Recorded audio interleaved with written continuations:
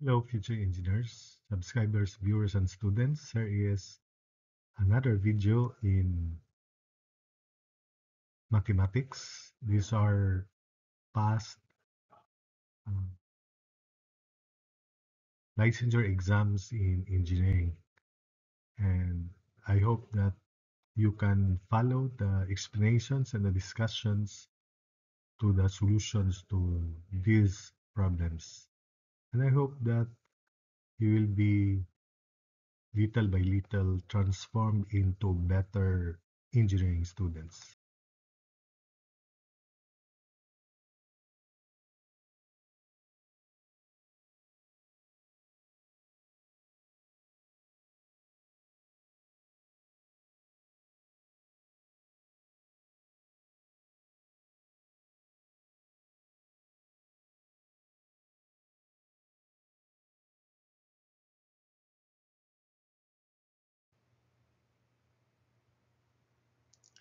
So for the first problem, this is geodetic engineer licensure exam, and it is about clock problems. There are two. At what time after 12 noon will the hour hand and the minute hand of a clock first form an angle of 120 degrees? So the principle is well discussed in the playlist engineering review materials in mathematics, and you just go over with that topic for if you need the principle and the discussions there. Although I'll mention it here, the principle. Take note that the minute hand of a clock will travel 60 minutes in 1 hour or one revolution. And in its graduation, that's 5 minutes, and 5 minutes corresponds to 30 degrees.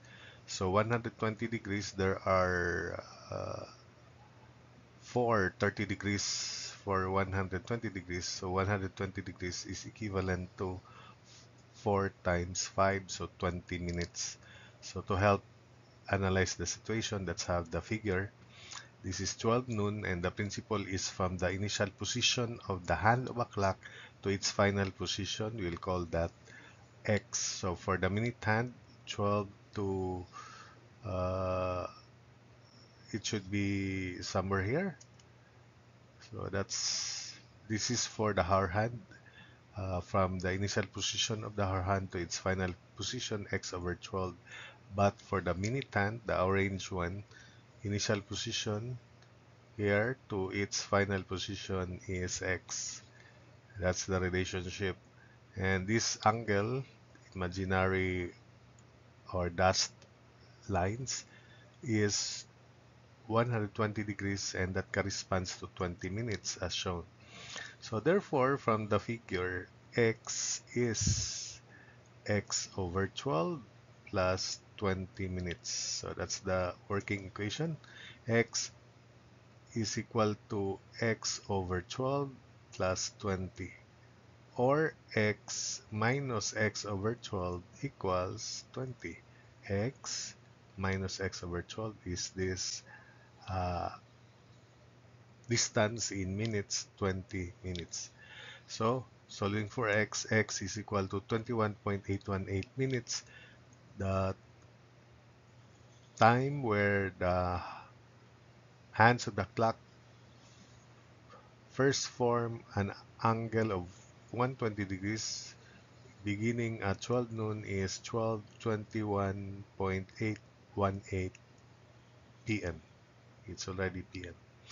Problem 2, from the time 6:15 to the time 7:45 p.m. of the same day, at what angle in degrees will the minute hand of a standard clock describe? So remember that the minute hand travel one revolution 360 degrees in 60 minutes. So for every graduation, it's 30 degrees, and that corresponds to 5 minutes. And while the hour hand is uh, one revolution in 12 hours, or for every graduation, 30 degrees per hour. So take note of that uh, information or idea. So from this is 6:15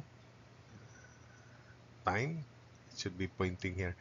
So we're only focusing the minute hand. So from 6:15 to 7, so this is the minute hand. It travels one quadrant, second, third, three quadrants, and in each quadrant that's 90 degrees. So 3 times 90, that's 270 degrees. This is the time 7:45, and again the analysis is this is 6:15. From 6:15 to 7, that's 270 degrees, 3 times 90 degrees.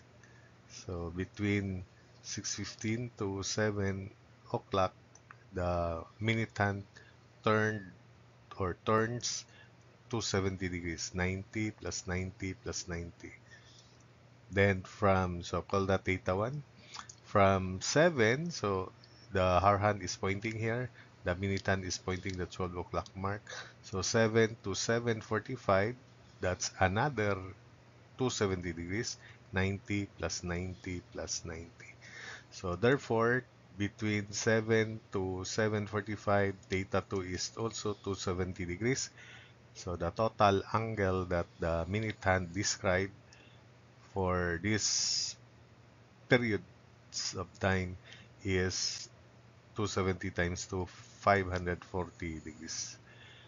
Problem 3, EE board. A man left his home at past 3 o'clock p.m. as indicated in his wall clock.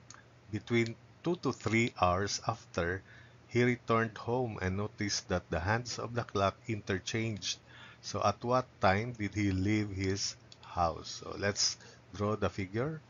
Uh, the time is around this figure here, 3 something.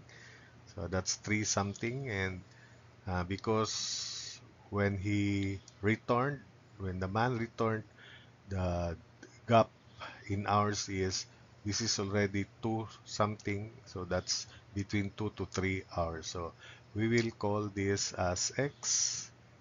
Then from the position of the hour hand, take note at 3 o'clock, the minute hand is pointing the 12 mark while the hour hand is pointing the 3 mark.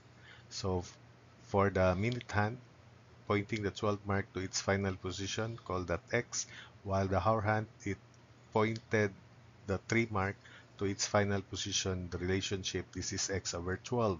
So therefore, from the figure, X is 12 to 3, that's 15, plus X over 12, and I'll call this angle theta. So X is 15 plus X over 12 plus theta. Therefore, theta is X minus X over 12, 11 over 12X minus 15. Then when the man returned home, the hands of the clock interchanged as shown. So this is now the time. This is the hour hand, that's the minute hand. I'll call from the initial position of the hour hand, which points the 12 o'clock mark, while the hour hand was pointing the 6th mark. So therefore it is x prime. I'll call this x prime. And this is x prime over 12 from the position of the hour hand to its final position. But the angle between the hands of the clock is still the same at that case. So for this second figure, x prime plus theta, then minus x prime over 12 equals this angle here from 12 to 6, and that is 30 minutes, right? So again, x prime plus theta minus x prime over 12, it ends at the 6 mark, and 6 mark corresponds to 30 minutes. So x prime plus theta minus x prime over 12 is 30. So that's 11 over 12 x prime plus theta, and theta is given by this. So 11 over 12 x prime plus theta, which is 11 over 12 x minus 15. then equals 30. So 11 over 12 x prime, x prime by the way, or x by the way. So this is theta 11 over 12 x prime. Theta is 11 over 12 x minus 15, and x prime from this equation is equal to this time here, which is 15 plus x over 12. So substituting the value of x prime, which is 15 plus x over 12, into this equation, so 11 over 12 x prime, and x prime is 15 plus x over 12 plus 11 over 12 x minus 15 equals 30. Combining like terms, simplifying, 13.75, 11 times 15 over 12 is 13.75, plus 11 over 144x plus 11 over 12x equals 30 plus 15, 45. So 140 over 144x is 31.25. From there, we can solve x, and x is that value, 31.47. Therefore, the man leave his house at 3:31.47 o'clock. So that's it for that problem. So problem 4, you see board, the sum of two numbers is 21 and one number is twice the other. Find the larger number. So if we set up the equation, L stands for the larger number and S for the smaller number, then L plus 21, L plus small number equals 21. L plus S equals 21. So the larger number, one number is twice the other. So this number is the larger number. It is twice the other. Therefore, the other is 1/2 of the larger. So replacing S by larger over 2, L over 2. So L plus L over 2 equals 21. From here, L is 21 divided by 1.5 because that is 1.5 L. So L is equal to 14. Number 5, 10 less than 4 times a certain number is 14. Determine the number.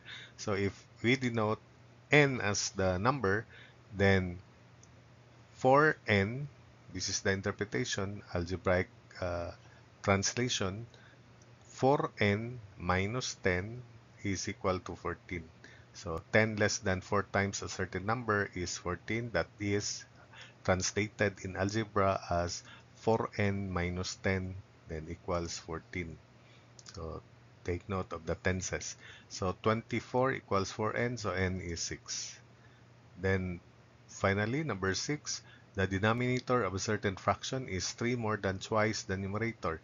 If 7 is added to both terms of the fraction, the resulting fraction is 3/5. So find the original fractions. Let us denote the original fraction as numerator over denominator. And it is mentioned here that the denominator is 3 more than twice the numerator. So algebraically, it is translated as the denominator is 2 times the numerator plus 3. 3 more than twice the numerator means the denominator is 2 times the numerator plus 3. So n over 2n plus 3. And we have here, if 7 is added to both terms of the fraction, the resulting fraction is 3/5. So add 7 in the numerator, 7 in the denominator, and equate it to 3/5. So 3/5 is n plus 7 over 2n plus 3 plus 7. 2n plus 3 plus 7 is 2n plus 10 times 3, 6n plus 30, cross multiply, equals 5n plus 35. So solving for n, 6n minus 5n is n, 35 minus 30 is 5, so n is 5. Substitute back here. So the original fraction is 5 over 2 times 5 plus 13, and that is equal to 5 over 13. So that's it for this video.